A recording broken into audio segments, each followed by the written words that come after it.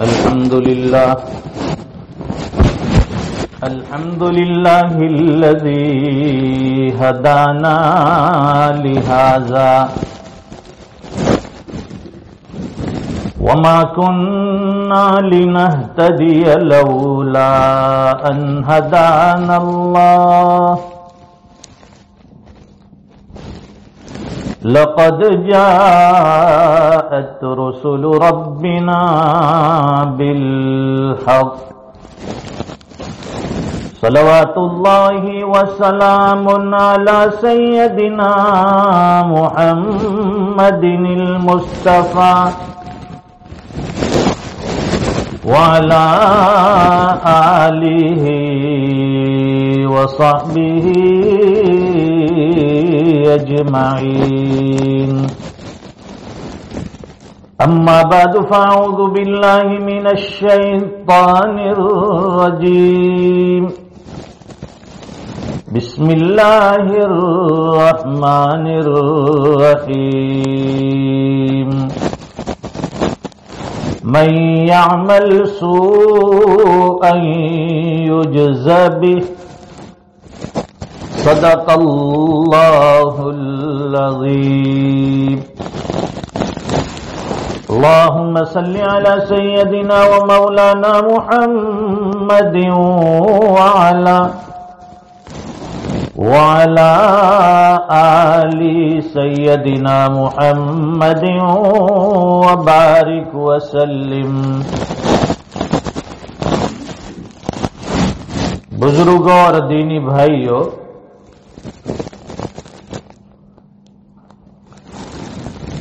انسان جو بھی عمل کرتا ہے یا تو وہ نیکی کہلائے گا یا گناہ. اگر وہ کام اللہ اور اس کے رسول کے حکم کے مطابق ہوگا تو وہ عمل نیکی میں داخل ہوگا، اور اگر حکم خداوندی کے خلاف ہوگا، اللہ اور اس کے رسول کی نافرمانی میں ہوگا تو وہ گناہ کہلائے گا. پھر نیکی کا بھی انسان کی زندگی میں ایک اثر ہوتا ہے اور گناہ کا بھی انسان کی زندگی میں ایک اثر ہوتا ہے. آدمی نیکی کرتا ہے، اچھے کام کرتا ہے، بھلائی کرتا ہے تو انسان کو ذہنی طور پر اور قلبی طور پر بھی سکون محسوس ہوتا ہے. اور جب آدمی گناہ کرتا ہے، نافرمانی والے کام کرتا ہے تو فرماتے ہیں کہ انسان کے دل میں بے چینی ہوتی ہے، وہ پریشان ہوتا ہے، اسے سکون نہیں ملتا. نیکی کرنے سے سکون ملتا ہے اور گناہ کرنے سے بدسکونی، بے اطمینانی، بے نفسی، انسان کے اندر پریشانی آ جاتی ہے. اور یہ روزمرہ کی زندگی میں ہم اچھی طرح سے دیکھتے ہیں. بہت سے لوگوں کے شکوے ہوتے ہیں.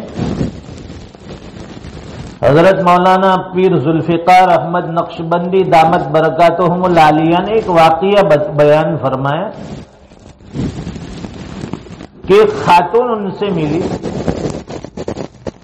کہنے لگی کہ حضرت میرا شوہر، میرا ہسبینڈ بہت اچھا کماتا ہے، بہت بڑا بزنس مین ہے، پیسوں کی کوئی کمی نہیں اور مجھے ہر طرح سے خوش رکھتا ہے، ساری ضرورتیں پوری کرتا ہے، گھر کے سارے اخراجات وہی اٹھاتا ہے اور ساتھ میں ہر مہینے پاکٹ منی یعنی $2000 مجھے بھی خرچ کے دیتا ہے. اس کے باوجود سکون اطمینان نہیں ہے، برکت نہیں ہے. تو حضرت نے فرمایا کہ دیکھیے پہلے آپ اپنی زندگی کو شریعت کے مطابق بنائیں، اپنی زندگی میں احکام خداوندی لائیں، دین پر چلنا شروع کر دے. جب تک آپ دین پر نہیں چلو گی زندگی میں بے برکتی اور سکون نہیں ملے گا. کہا کہ یہ بات ہو گئی اور اس کے بعد میں تو وہاں سے رخصت ہو گیا. 2 مہینے کے بعد پھر اس خاتون کا فون آیا کہ حضرت میں نے شریعت والی زندگی آپ کے کہنے سے شروع کر دی تھی. پردے برقعے کا اہتمام کیا، نمازوں کی پابندی کی، جو بھی دین کے احکام تھے اس پر میں نے عمل کرنے کی کوشش کی. اب مجھے بہت اطمینان اور سکون ملا ہوا ہے. میرا شوہر جو مجھے ماہانہ $2000 خرچ کے دیتا تھا، پاکٹ منی یعنی میرے ذاتی خرچ کے، اس میں سے بھی $700-800 خرچ ہوتے ہیں اور باقی سارے بچ جاتے ہیں. پہلے تو وہ $2000 کہاں خرچ ہوتے تھے پتہ نہیں چلتا تھا، کم معلوم ہوتے تھے. لیکن اب اس میں سے $800 خرچ ہوتے ہیں، $1200 بچتے ہیں. وہ پھر میں غریبوں میں، ضرورت مندوں میں تقسیم کرتی ہوں. مجھے دل میں ایک سکون محسوس ہوتا ہے. تو دیکھیے جب انسان شریعت پر چلنا شروع کرتا ہے، دین پر چلتا ہے، تو اللہ تعالیٰ زندگی میں برکتیں ڈال دیتے ہیں. ویسے آپ کتنا بھی کما لیجئے، بزنس کتنا بھی بڑا ہو، وہ آپ کو چھوٹا معلوم ہوگا. تجارت میں کتنی بھی ترقی ہو وہ آپ کو کم معلوم ہوگی. وجہ یہی ہے کہ ہم نے شریعت کو چھوڑ دیا، دین کو چھوڑ دیا. نتیجہ یہ ہوا کہ دل میں سکون اطمینان نہیں ملا. دل کا سکون اطمینان کس میں ہوگا؟ دنیا کے مال و دولت میں اللہ نے سکون نہیں رکھا. علماء نے فرمایا کہ جب آدمی کے پاس مال و دولت آ جائے وہ یہ سمجھنے لگتا ہے کہ دنیا میں سب سے بڑا سکون والا، سب سے بڑا آرام اور راحت والا بندہ میں ہوں. مجھے کوئی تکلیف پریشانی نہیں، چٹکی میں اپنے سارے مسائل حل کر سکتا ہوں. میرے پاس پیسے ہیں، مال ہے، کوئی کمی نہیں ہے. لیکن فرماتے ہیں کہ وہی بندہ جب شریعت کے خلاف چلتا ہے، سارے اسباب راحت موجود ہیں، مال و دولت موجود ہے، اس کے باوجود سب سے زیادہ پریشان بندہ وہی ہوتا ہے. رات کو سوتا ہے بستر پر، نرم نرم گدے ہوتے ہیں، اس کے باوجود نیند نہیں آتی. نیند کی گولیاں کھاتا ہے پھر بھی نیند نہیں آتی. نرم بستر سے نیند کا آنا کوئی ضروری نہیں. اور فرماتے ہیں کہ مال و دولت خوب ہے، اللہ نے خوب نعمتیں دے رکھی ہے، لیکن بیماریاں لگی ہوئی ہے، کھا نہیں سکتا. قرآن کریم میں اللہ فرماتے ہیں الا بذکر اللہ تطمئن القلوب. اے اللہ کے بندو خوب یاد رکھو کہ اللہ نے دنیا کے وسائل میں اطمینان نہیں رکھا، دنیا کے ساز و سامان میں اطمینان نہیں رکھا، مال و دولت میں اور دنیا کی ریل پیل میں نعمتوں میں اطمینان نہیں رکھا. پھر اطمینان کس میں رکھا؟ اللہ فرماتے ہیں الا بذکر اللہ تطمئن القلوب، کہ ہم نے اللہ کی یاد میں، اللہ کے ذکر میں دلوں کے اطمینان کو رکھا ہے. جو بندہ اللہ کا ذکر کرتا ہے، اللہ کی یادوں میں لگتا ہے، نمازوں کا اہتمام کرتا ہے، اس کی زندگی بڑی سکون والی ہوگی.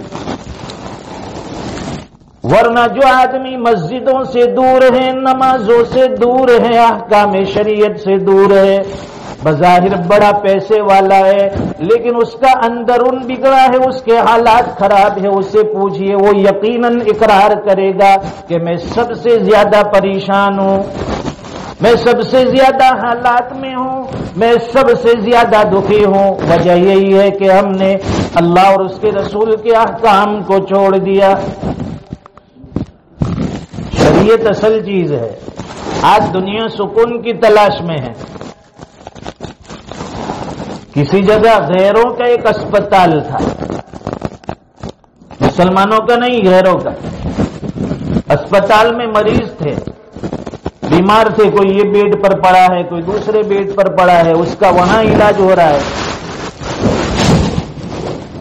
اب وہاں اتفاقاً کسی غیر مسلم نے انہیں بتایا کہ بھائی یہ جو ہیں سورہ فاتحہ کہتے ہیں قرآن کریم کی یہ سورت، جو بندہ اسے سن لیتا ہے، پڑھنا نہیں ہے سننا ہے، جو اس کو صرف سن لیتا ہے، سننے کے ساتھ ہی اس کی ساری بیماریاں چلی جاتی ہیں اور اسے سکون مل جاتا ہے۔ لوگوں نے کہا اچھا ٹھیک، پھر تجربہ کرتے ہیں۔ وہاں ایک نے سنا وہ ریکارڈنگ سے سورہ فاتحہ، الحمدللہ رب العالمین، تمام تعریفیں اس اللہ کے لیے ہے جو سارے جہانوں کا رب ہے، الرحمن الرحیم، جو نہایت رحم کرنے والا ہے، انتہائی رحم کرنے والا ہے، مالک یوم الدین، جو روز جزا کا مالک ہے، قیامت کے دن کا مالک ہے۔ وہ سورہ فاتحہ سنتے جاتے تھے بیمار اور اچھے ہوتے جاتے تھے، بیماری ختم بغیر علاج کے۔ پھر تو وہاں اسپتال کے گیٹ پر ہی اس کو لگا دیا۔ یہ روزانہ صبح شام وہ کیسٹ بجتی تھی، سورہ فاتحہ کی تلاوت ہوتی تھی، بیمار سوتے سوتے اس کو سنتے تھے، ایک طرح کا سکون محسوس ہوتا ہے۔ ہمارے پاس تو پورا قرآن ہے اللہ نے دیا، ایک سورہ فاتحہ سے اسپتال کے مریض بیمار ہو جاتے ہیں، اور اللہ نے ہمیں پورا قرآن دیا ہے، پھر بھی توفیق نہیں، پھر بھی مارے مارے پھرتے ہیں، یہ باپو وہ باپو، یہ عامل وہ عامل، یہ تعویذ یہ فلاں۔ ارے بھائی تیرے پاس پورا قرآن پڑا ہے، روزانہ صبح اٹھ کر سورہ یاسین پڑھ لے، دن بھر کے سارے مسائل اللہ حل فرما دیں گے۔ مغرب کے بعد تھوڑی دیر تک سورہ واقعہ سورہ تبارک پڑھ لے، اللہ تعالیٰ روزی کے سارے مسائل بھی حل فرما دیں گے۔ بہت زیادہ مال و دولت ہو اس کا مطلب یہ نہیں ہے کہ یہ آدمی سکون والا ہے، اس کی زندگی بڑی کامیاب ہے، بلکہ آمدنی تھوڑی ہوگی، کمائی تھوڑی ہوگی، لیکن اللہ تعالیٰ اس میں برکتیں وہ ڈال دیں گے کہ دوسرے بندے کے ڈھیر سارے مال و دولت میں وہ برکت نہیں ہوگی۔ آج ہم نے نافرمانیاں کی، اور نافرمانیوں کی وجہ سے ہر طرح حالات ہیں۔ گناہ یہ ایک نافرمانی ہے، بیٹا نافرمانی کرتا ہے باپ کا گنہگار، بیوی نافرمانی کرتی ہے تو شوہر کی گنہگار، سب ایک دوسرے کی نافرمانی میں لگے ہوئے۔ حضرت فضیل ابن عیاض رحمت اللہ علیہ بڑے اللہ والے گزرے ہیں، فرماتے ہیں کہ جب بھی مجھ سے کوئی نافرمانی ہوتی ہے تو اس نافرمانی کا اثر میں اپنے ماتحتوں میں دیکھتا ہوں۔ جیسے کہ بیوی کو میں نے کوئی بات کہی، وہ نافرمانی کرنے لگی، میری بات مانتی نہیں، بچوں کو کوئی بات کہی، وہ ماننے کے لیے تیار نہیں، یہاں تک کہ سواری کے جانوروں میں بھی میں نے نافرمانی کا اثر دیکھا۔ جب جب میں نے اللہ کی نافرمانی کی، وہ سواری کے جانور بھی بدک جاتے اور میری نافرمانی کرتے۔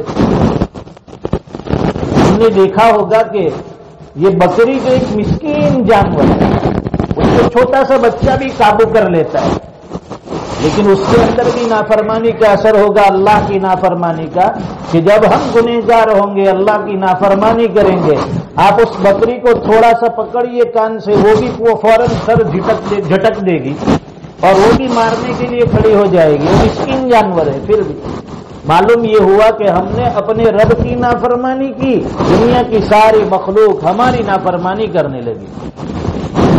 شیخ سعدی رحمت اللہ علیہ ایک مرتبہ بیابان سے گزر رہے تھے، جنگل میں ایک آدمی کو دیکھا جو چیتے پر سوار تھا، چیتے پر سوار تھا، آسان نہیں ہے، اس کو دیکھ کر ہوا ٹائٹ ہو جاتی ہے، اور وہ چیتے پر بیٹھا ہوا ہے، سواری اس کو کان پکڑ کر جدھر چاہتا ہے گھماتا ہے۔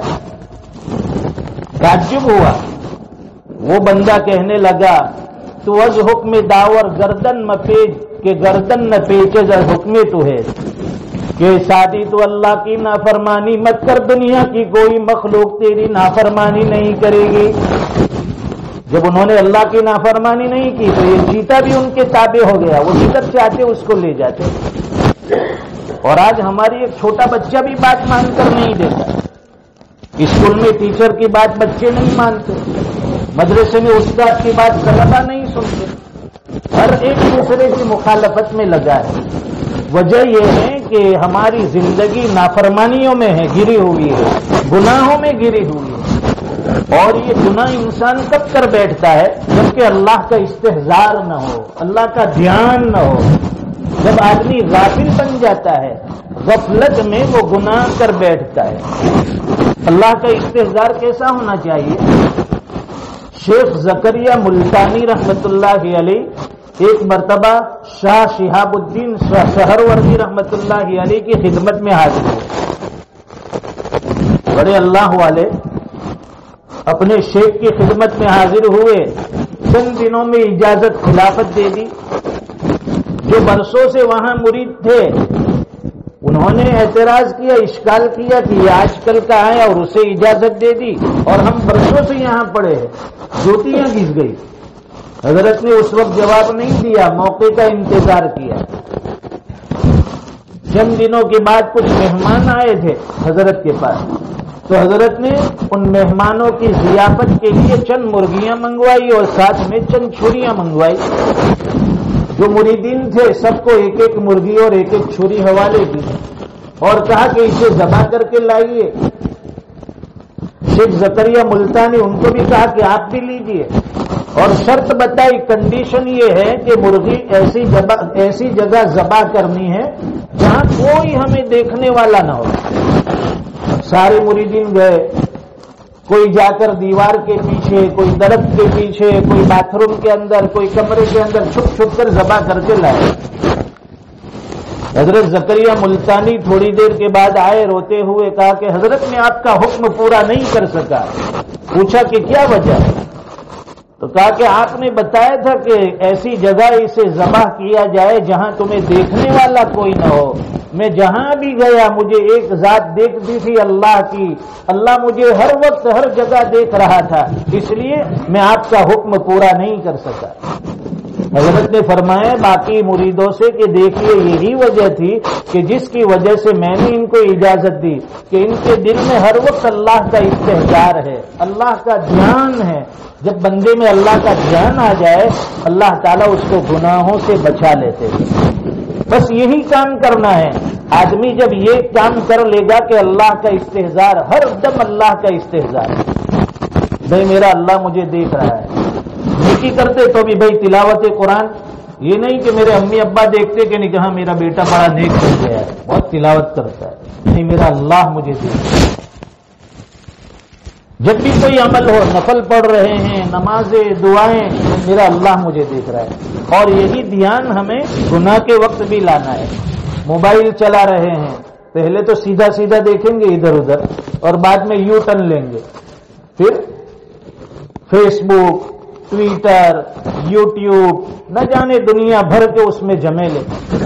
پہلے تو آدمی سیدھا سیدھا کیا، ابا پوچھتے کیا بیٹا، ابا یہ تو دوست کا میسج ہے واٹس ایپ پہ دیکھ لیتا ہوں۔ ابا کی تھوڑی نگاہ ادھر ادھر ہٹی وہ فوراً چلا جاتا ہے۔ معلوم یہ ہوا کہ جب آدمی بے دھیان ہوتا ہے، اللہ کا استحضار نہیں ہوتا تو گناہوں میں چلا جاتا ہے۔ اگر اس وقت وہ استحضار کرتا کہ میرا اللہ مجھے دیکھ رہا ہے تو اس کی انگلیاں موبائل کے اوپر نہیں چلتی، فوراً رک جاتا ہے کہ نہیں یہ میرے نامہ اعمال میں یہ نیکی یہ لکھی جائے گی، یہ برائی یہ لکھی جائے گی۔ وہیں پر آدمی اسٹاپ ہو جاتا ہے، رک جاتا ہے۔ قرآن کریم کی اس آیت میں اللہ فرماتے ہیں من یعمل سوءا یجز بہ، جو آدمی بھی برائی کرتا ہے اللہ فرماتے ہیں کہ اس کا بدلہ اس کو ملے گا۔ دنیا میں ایک سزا ملے گی اور ایک سزا آخرت میں ملے گی۔ معاملہ صاف کرنا ہے تو دنیا میں توبہ کر لو، دنیا میں بھی اللہ تعالیٰ اس کی سزا سے معاف کر دیں گے اور آخرت کی سزا سے بھی اللہ تعالیٰ معاف فرما دیں گے۔ اللہ تعالیٰ کہیں سنی باتوں پر عمل کی توفیق عطا فرمائے۔ سنت باقی ہے وہ حضرات سنت پڑھ لے۔